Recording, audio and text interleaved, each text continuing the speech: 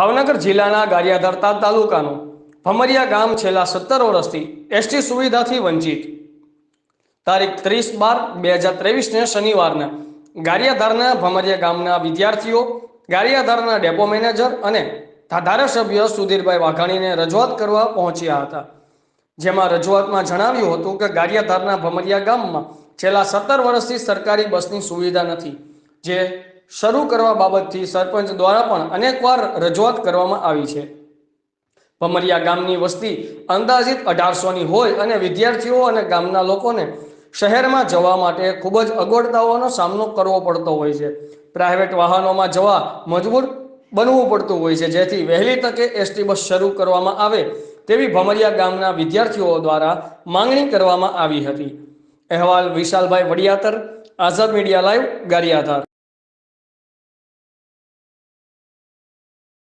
શું નામ તારું? પરમાર કિશન મારું નામ। મારા બાપાનું નામ અશોકભાઈ, મારું ગામ ભમરિયા। અમે અહીંયા રજૂઆત કરવા આવ્યા છીએ ડેપો મેનેજર ભાઈ।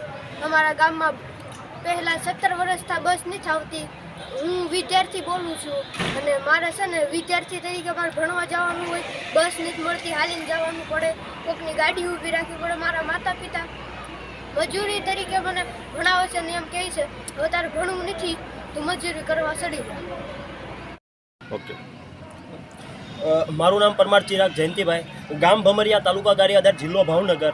આજ રોજ અમે અમારા ગામના લેટર હેડ સાથે આજે સુધીરભાઈ વાઘાણી તથા અમારા એમએલએ સુધીરભાઈ વાઘાણી તથા અમે ગારિયાધાર ડેપોની અંદર રજૂઆત કરવામાં આવ્યા છીએ કે છેલ્લા 15થી 17 વર્ષ પહેલાં અમારા ગામની જે રૂટમાં બસ ચાલતી હતી એ અચાનક જ એ રૂટની બસ બંધ કરી દેવામાં આવી અને બંધ કરી દેવા છતાં પણ ત્યાર પછી અમે ઘણી બધી અમારા સરપંચશ્રીએ અરજી કરી છે, પણ તે છતાં પણ કોઈ એનો નિકાલ કરવામાં આવ્યો નથી। અને અમારા જે કાંઈ બાળકો છે તે 10 કિલોમીટર સુધી દામનગર રૂટ સુધી દામનગર હાઈ સેકન્ડરી માટે ભણવા માટે અભ્યાસ કરવા માટે જાય છે અને તેને ક્યાંક ને ક્યાંક 20 રૂપિયા જવાનું અને 20 રૂપિયા આવવાનું ભાડું સેમ ગણ દિન પ્રતિદિન 40 રૂપિયા એને ચૂકવવામાં આવે છે। એના પપ્પા, એના માતા પિતા હોય છે એ દિહાડી મજદૂર હોય છે અને દિહાડી મજદૂર પોતે તે એના બાળકોને ભાડું દઈ શકતા નથી અને ક્યાંક ને ક્યાંક એને પણ વચ્ચે પણ એને શિક્ષણથી વંચિત થવું પડે છે।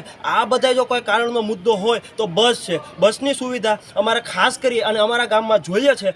જેમ કે મારા જ દાદા હતા, 1 વર્ષ પહેલાં બસ નથી મળતી એટલે એ પોતાની સાયકલ લઈને ઘર ખર્ચીનો સામાન લેવા દામનગર ગયા અને દામનગરથી રિટર્ન આવતા હતા તો તે તરત જ સાયકલ પરથી પડી ગયા અને એના પગ ઉપર ફ્રેક્ચર થઈ ગયું। એટલે આવા અકસ્માતો દિન પ્રતિદિન ક્યાંક ને ક્યાંક સર્જાય છે। બસમાં જો આપણે XYZ ગમે આપણે કહીએ કે અમે રજૂઆત કરવા, આની પહેલાં અમે જ્યારે રજૂઆત કરી હતી, અમારા ગ્રામશ્રીએ સરપંચશ્રીએ કરી હતી રજૂઆત, તો એને રજૂઆત કરી તો એનું ન્યૂઝ આર્ટિકલ હોવા છતાં પણ આવડા લોકોએ કોઈ પણ જાતની કંઈ કાર્યવાહી કરી નથી। અને આ વખતે અમે એવી આશા રાખીએ છીએ કે તાત્કાલિક ધોરણે આની ઉપર ધ્યાન દોરવામાં આવે, કેમ કે આજે અમે જે કાંઈ આવ્યા છીએ તે માત્ર ને માત્ર 10 જણા આવ્યા છે કે આગામી દિવસોમાં જો અમે કાંઈ આવશું તો અમારે આગામી દિવસોમાં ધરણા ઉપર પણ બેસીશું અને આંદોલન પણ કરશું, પણ બસની જરૂરિયાત અમારા ખાસ કરીને છે તે અમને પૂરેપૂરી અમને મળવી જોઈએ। અને એક સવાલ સરકારશ્રીને પણ અમારો સવાલ છે કે શું અમને જે બસથી વંચિત રાખવામાં આવે છે તો શું અમે આ દેશના નાગરિક નથી? અમે આ દેશને શું ટેક્સ ભરતા નથી? તો જે અમને વળતર મળવું જોઈએ તે કેમ અમને મળતું નથી? આ મારા